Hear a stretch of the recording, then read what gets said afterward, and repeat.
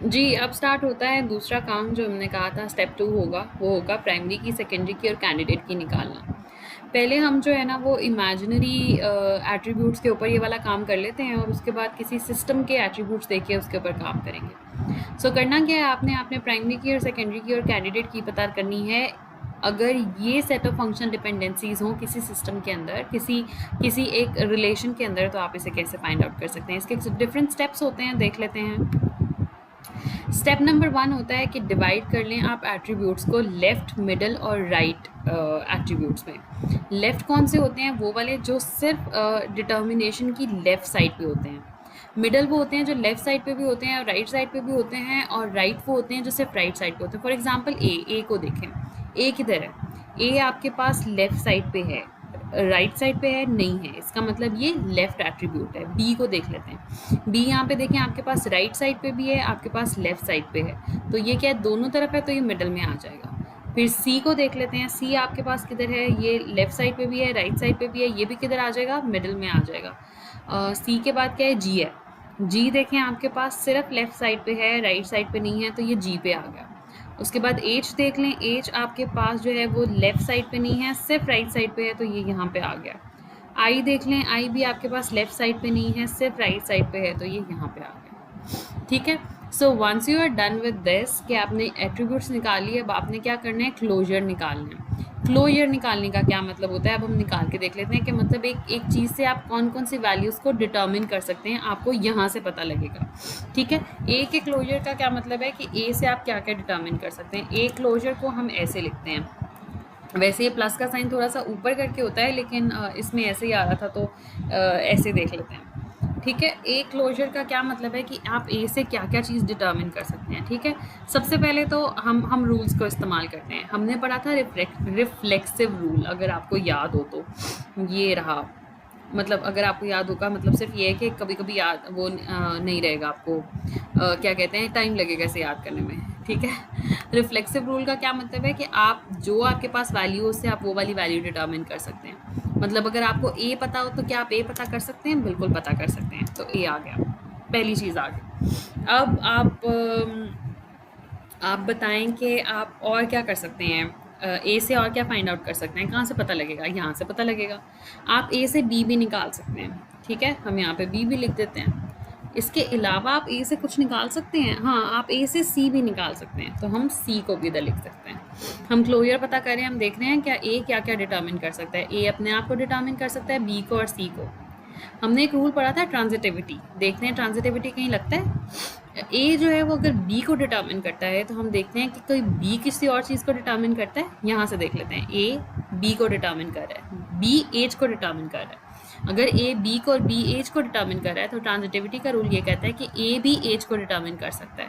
तो हमारे पास यहाँ पे क्या आ गया? एच आ गया। अब उसके बाद हम क्या देखेंगे? हम देखेंगे कि सी किसी चीज़ को डिटर्मिन कर रहा है? नहीं कर रहा। सी के साथ अगर जी हो तब डिटर्मिन कर रहा है, और इस साइड पे हम डीकम्पोजिशन नहीं कर सकते थे। इसका मतलब है सी अकेला कुछ भी डिटर्मिन नहीं कर रहा। एज को देख लेते हैं। एज कुछ डिटर्मिन कर रहा है। एज तो वैसे ही राइट हैंड साइड वाला एट्रीब्यूट है, वो किसी भी चीज़ को डिटर्मिन नहीं कर रहा, वो डिटर्मिन सिर्फ हो रहा है। ठीक है। अब हम देखते हैं और कोई कॉम्बिनेशन बनता है। फॉर एग्जांपल यहाँ पे देखें, दो के कॉम्बिनेशन भी हैं, लेकिन वो सी जी से बन रहे हैं, लेकिन आपके पास अभी तक जी नहीं आया। इसका मतलब आप आई को डिटर्मिन नहीं कर सकते। ए का क्लोजर डिटर्मिन करता है ए बी सी और एच को, जबकि आपके पास टोटल एट्रीब्यूट कितने हैं आपके पास इस रिलेशन के टोटल एट्रीब्यूट्स हैं A B C ji H और आई। लेकिन ए का क्लोजर जो है वो आपके पास सारे एट्रीब्यूट्स को डिटर्मिन नहीं कर सकता। ठीक है। वो सिर्फ कर रहा है ए बी सी एच के, जी और आई को डिटर्मिन नहीं कर सकता। अच्छा, इसमें जो होता है ना कि ये पता करना कि हमने बेसिकली ना उस क्लोजर तक हमने एक ऐसा क्लोजर निकालना है जो सारी वैल्यूज़ को डिटर्मिन करता हो, और जो सारी वैल्यूज़ को डिटर्मिन करता होगा ना एफडी के रूल्स इस्तेमाल करके, बेसिकली वो आपके पास क्या आ जाएगी? वो आपकी कैंडिडेट की बन जाएगी। मतलब वो की ये कह रही है कि अगर सिर्फ मेरी वैल्यू पता कर लो ना, तो मैं बाकी सब कुछ निकाल के आपको दे दूँगी। इसका रूल क्या होता है? इसका रूल ये होता है बेसिकली, अगर हम यहाँ पे एक जो है ना वो एक टेक्स्ट बॉक्स को इंक्लूड करा दें कि हमने डिवाइड क्यों किया है अपने इनको एट्रीब्यूट्स को इस तरह से कि हम सबसे पहले ना कोशिश करते हैं कि एक ही एट्रीब्यूट से काम चल जाए। यानी जो लेफ्ट हैंड साइड के एट्रीब्यूट्स हैं ना, उसमें सबसे पहले हम चेक करते हैं ए का क्लोजर। ए का नहीं मतलब पहले एक का। हो सकता है हमारा इसी से काम चल जाए, हमें कुछ और करना ही ना पड़े। फिर अगर एक से काम ना चले, हम दूसरा चेक करके देखते हैं, जी का क्लोजर निकाल के देख लें क्या इस अकेले से काम चल रहा है। अगर तो किसी एक अकेले हम कोशिश करते हैं कम से कम वैल्यू, मतलब ऑब्वियसली अगर आप किसी को CNIC उसका नाम उसका फादर नेम भी बता देंगे तब भी वो आपको एड्रेस बता देगा, लेकिन आप यूज़र से सिर्फ उतनी इन्फॉर्मेशन लेते हैं जितनी के रिक्वायर्ड हो। आप उससे सारा कुछ पूछना नहीं शुरू कर देते, आप उससे वो वाली वैल्यूज़ नहीं पूछते जो आप ऑलरेडी एक CNIC से निकाल सकते हैं, ठीक है ना। तो हमने क्या किया, पहले चेक किया कि कहीं ए से सारी वैल्यूज़ तो नहीं निकल आती। ए से आप ABCGHI तो नहीं डिटर्मिन कर सकते। अगर कर सकते हो तो बस वही आपके पास जो है ना वो बन जाती है, आपकी कैंडिडेट की बन जाती है। फिर आप क्या करके देखते हो, आप जी का क्लोजर लेके देखते हो। आप जी का क्लोजर लेके देखते हो, जी तो नहीं सब कुछ डिटर्मिन कर देता, नहीं करता। फिर आप क्या करते हो, लेफ्ट हैंड साइड पे जितने भी होते हैं ना उनका पहले अलग-अलग लेके देखते हो, फिर उनके कॉम्बिनेशन बनाते हो। फॉर एग्जांपल इधर कॉम्बिनेशन क्या बनेगा, इधर कॉम्बिनेशन बनेगा AG का। फिर आप AG का क्लोजर लेके देखते हो, उसकी वैल्यू क्या आ गई, ठीक है। AG का क्लोजर लेके देखा, इससे भी काम नहीं बना। अगर इससे भी काम नहीं बना, इसका मतलब लो जी लेफ्ट हैंड साइड के जो एट्रीब्यूट्स हैं ना, सिर्फ उन्हें यूज़ करके आप नहीं कर सकते हो। फिर आप क्या करते हो, आप मिडल वाली साइड को भी इस्तेमाल करते हो, लेकिन लेफ्ट हैंड साइड पे सारी साथ लेके आते हो। मतलब आपके पास क्या क्या किस किस चीज़ का क्लोजर होगा कैंडिडेट इस काम को करने के लिए।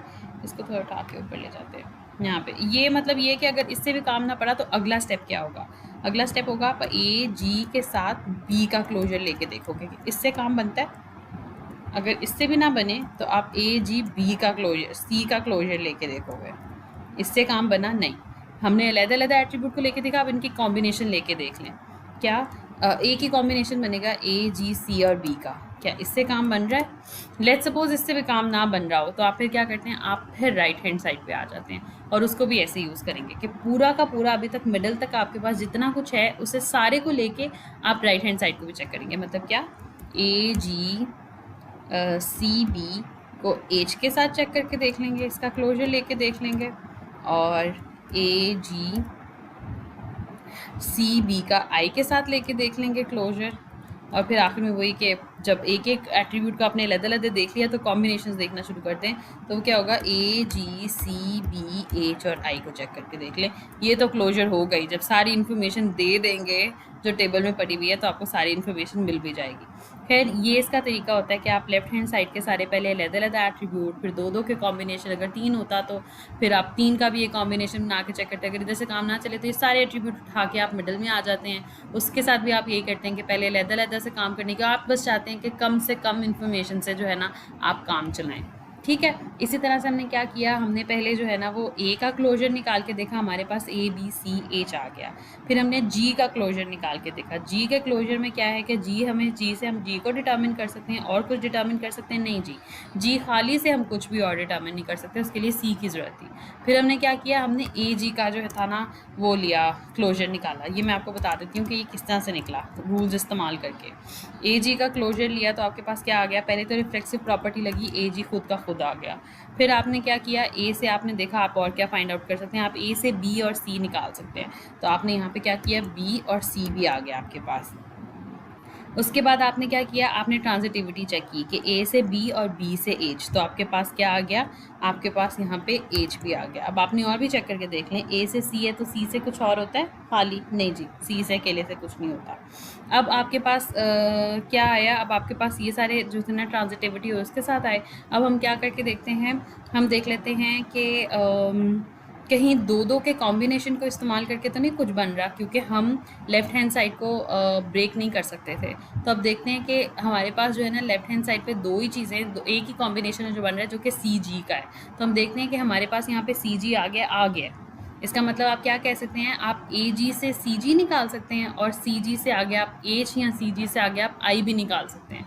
तो अब हम वही वाला काम करेंगे कि चूँकि हमारे पास CG आ गया तो CG से हम H भी निकाल सकते हैं, H ऑलरेडी है, CG से हम I भी निकाल सकते हैं, तो यहाँ पे I भी आ गया। सो बेसिकली क्या हुआ, हमारे पास सब कुछ आ गया, ABCGHI। और यही क्लोजर में, जब हमारे पास क्लोजर में सारी वैल्यूज़ आ जाए, जितने टोटल एट्रीब्यूट्स थे इस रिलेशन के अंदर, हम कहते हैं ये इसका क्लोजर है। और इस क्लोजर का मतलब क्या है, ये हमारे पास क्या आ जाती है, ये हमारे पास कैंडिडेट की बन जाती है। अच्छा, अब अगर इधर ही अभी लेफ्ट हैंड साइड पे कुछ और भी होता है ना, जिससे हमारे पास कैंडिडेट की जिसके पास हमारा क्लोजर कंप्लीट आ रहा होता, तो वो भी हमारी कैंडिडेट की में आती। उसमें से हम क्या करते हैं, हम एक प्राइमरी की को जो था ना वो कर लेते। चूँकि लेफ्ट हैंड साइड पे हमारे पास यही बनता है ना, ए बनता है, जी बनता है या ए जी बनता है, और ए जी सी सिर्फ है जो कि टोटल क्लोजर दे रहा है। तो हमारे पास क्या है, कैंडिडेट की ए जी है, प्राइमरी की भी वही बन जाएगी और सेकेंडरी की कोई नहीं रहेगी। हमें पता है जब कैंडिडेट की एक ही हो तो वही प्राइमरी की बन जाती है और कोई सेकेंडरी की नहीं होती। हम आगे एग्जांपल्स देखेंगे कि कैंडिडेट कीज़ कैसे एक से ज़्यादा निकलती हैं, बट लेट्स सपोज अभी तक हमने यही देखा है।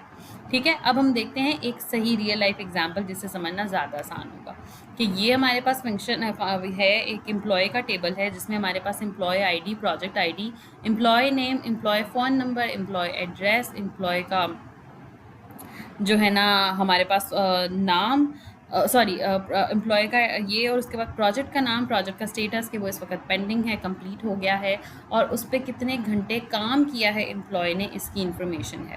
फंक्शनल डिपेंडेंसीज क्या है कि एम्प्लॉय आईडी से आप एम्प्लॉय का नाम, फ़ोन नंबर और एड्रेस निकाल सकते हैं। अगर आपको प्रोजेक्ट आईडी पता हो तो आप प्रोजेक्ट का नाम और स्टेटस बता सकते हैं। ये रिलेशनशिप जो है ना ये हमारे पास बना हुआ है, और ये हमें फंक्शनल डिपेंडेंसीज भी पता है।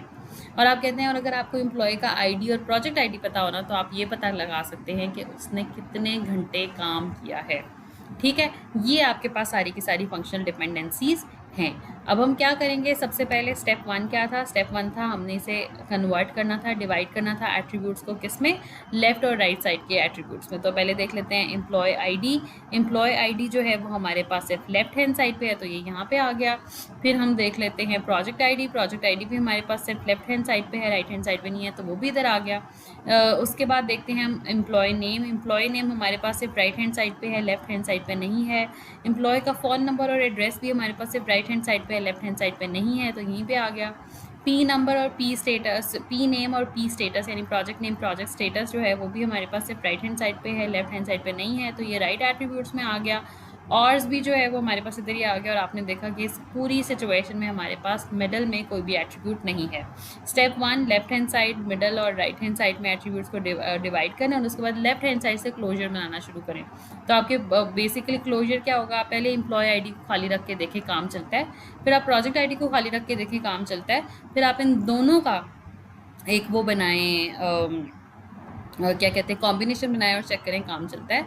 एम्प्लॉय आईडी से आप क्या निकाल सकते हैं, एम्प्लॉय आईडी से एम्प्लॉय आईडी सेल्फ निकाल सकते हैं, एम्प्लॉय का नाम, एम्प्लॉय का फ़ोन नंबर और एड्रेस निकाल सकते हैं। ठीक है, आगे एम्प्लॉय के नाम, फ़ोन नंबर या एड्रेस से आप कुछ निकाल सकते हैं जी, नहीं निकाल सकते। क्या इनके किसी कॉम्बिनेशन से कुछ निकाल सकते हैं, नहीं निकाल सकते जी। तो यही सारी वैल्यूज़ आती हैं। इसका मतलब अगर आपको एम्प्लॉय आईडी खाली पता हो तो आप इस टेबल की सारी वैल्यूज़ नहीं निकाल सकते। फिर चेक कर लेते हैं जी प्रोजेक्ट आईडी को। अगर आपको खाली प्रोजेक्ट आईडी पता हो तो आप क्या निकाल सकते हैं, प्रोजेक्ट आईडी से प्रोजेक्ट आईडी निकाल सकते हैं, नाम निकाल सकते हैं, स्टेटस निकाल सकते हैं। आप प्रोजेक्ट नेम, आईडी, स्टेटस से कुछ और निकाल सकते हैं, नहीं जी, ये तो इस तरफ है ही नहीं। अब फिर देखते हैं इनका कोई कॉम्बिनेशन है जिससे कुछ और निकलता हो, नहीं जी, किसी कॉम्बिनेशन से भी नहीं आता, तो इसका मतलब यहीं पे। अब आप क्या करेंगे, आप इन दोनों को इकट्ठा करेंगे, यानी एम्प्लॉय आईडी और प्रोजेक्ट आईडी। एम्प्लॉय आईडी और प्रोजेक्ट आईडी को जब आप इकट्ठा करेंगे तो आपके पास क्या आ जाएगा, आपके पास आ जाएगा एम्प्लॉय आईडी से एम्प्लॉय आईडी और प्रोजेक्ट आईडी तो आ ही जाएगा जो आपके पास है। उसके बाद employee name, phone number, address आ जाएगा, और उसके बाद प्रोजेक्ट आईडी से पी नेम और प्रोजेक्ट स्टेटस आ जाएगा। ये वो हम वही करें ना कि इकट्ठा करें, कि इन दोनों को इकट्ठा करें तो हमारे पास क्या क्या आ जाएगा। और उसके बाद आखिर में हमारे पास क्या बचेगा, और कैसे किससे निकलते हैं, एम्प्लॉय आईडी और प्रोजेक्ट आईडी से। तो एम्प्लॉय आईडी प्रोजेक्ट आईडी को इकट्ठे लें तो आर्स। एम्प्लॉय आईडी और प्रोजेक्ट आईडी दो ऐसे हैं जिनका अगर आप क्लोजर लें तो आपके पास सब कुछ आ जाता है।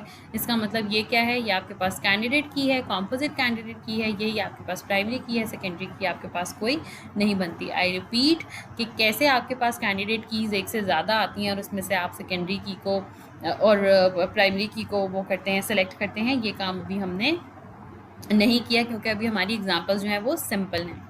लेट्स सपोज ये एक और सिस्टम है जो है, जिसमें इस सिस्टम में क्या है, स्टूडेंट की इन्फॉर्मेशन पड़ी हुई है और डिपार्टमेंट की, जिस वो डिपार्टमेंट में है उसकी इन्फॉर्मेशन पड़ी हुई है। फंक्शन डिपेंडेंसीज ये हैं कि अगर आप स्टूडेंट का आईडी बताएं तो आप स्टूडेंट का नाम, फ़ोन नंबर, एड्रेस और डीआईडी यानी डिपार्टमेंट आईडी पता कर सकते हैं, और अगर आप डिपार्टमेंट आईडी बताएं तो आप नेम और लोकेशन पता कर सकते हैं। फिर वही वाला काम करेंगे कि एट्रीब्यूट्स को डिवाइड करेंगे। स्टूडेंट आईडी जो है आपके पास सिर्फ लेफ्ट हैंड साइड पे है, डीआईडी जो है वो आपके पास दोनों तरफ है तो मिडल में आ गया, और बाकी student name, student phone number और एड्रेस आपके पास सिर्फ जो है ना वो आपके पास उधर है राइट हैंड साइड पे, लेफ्ट हैंड साइड पे नहीं है, तो ये राइट हैंड साइड में आ गया। डी नेम और डी लोकेशन भी इधर ही है, ठीक है। क्लोजर पता करते हैं, स्टूडेंट का सिर्फ क्लोजर पता करें तो स्टूडेंट से आप क्या पता लगा सकते हैं, स्टूडेंट से आप उसका नाम, फ़ोन नंबर, एड्रेस और डीआईडी पता लगा सकते हैं। नेक्स्ट स्टेप क्या था कि हम ट्रांजिटिविटी चेक करते हैं। अगर आप ये सब कुछ पता लगा सकते हैं तो क्या अभी तक जितने एट्रीब्यूट्स आए हैं उनसे आगे से कुछ पता लगा सकते हैं? जी लगा सकते हैं, क्योंकि आप डीआईडी से डी नेम और डी लोकेशन भी निकाल सकते हैं। इसका मतलब खाली स्टूडेंट अगर आईडी आपको पता हो तो आप सारी इन्फॉर्मेशन निकाल सकते हैं। तो आपके पास कैंडिडेट की क्या हो गई, स्टूडेंट आईडी होगी, वही आपकी प्राइमरी की बन गई, और सेकेंडरी की कोई नहीं है। इसके अलावा हम यहीं से एक्चुअली नेक्स्ट क्लास में स्टार्ट करेंगे, जिसमें हम और एग्जांपल्स भी लेकर आएंगे। ये तो बेसिकली इसलिए था कि आप लोगों को समझ आ जाए कि हम बात क्या करें, कि हमने निकाला कैसे है वैल्यूज़ को। वरना हम जो है ना वो ज़्यादा काम अब जो आगे करेंगे ना समझने के लिए, प्रैक्टिस के लिए, हम ऐसे करेंगे, ये ABCD से करेंगे। लेकिन ABCD के साथ ये एक एम्प्लॉय का और एक स्टूडेंट का डेटा लेके आना सिर्फ इसलिए कि आपको पता लग जाए ABCD एक्चुअली होते क्या हैं, डिपेंडेंसीज होती क्या हैं। यहीं से हम जो आगे हैं इंशाल्लाह नेक्स्ट क्लास में स्टार्ट करेंगे, जिसमें हम मुख्तलिफ एग्जाम्पल्स देखेंगे, जिसमें ज़्यादा क्लियर इस तरह से भी होगा कि उसमें आपके पास देखिएगा कैंडिडेट कीज़ एक से ज़्यादा बनेगी, फिर हम प्राइमरी सेकेंडरी कीज़ जो हैं उसको वो करेंगे। हो सकता है अभी जो ये वैलिड इनवैलिड फंक्शनल डिपेंडेंसीज और ये सारी चीज़ें हैं ये भी आपको उस तरह से क्लियर ना हुई हों, विद पैसेज ऑफ टाइम हो जाएंगी जब आप इसकी क्या करेंगे, प्रैक्टिस करेंगे।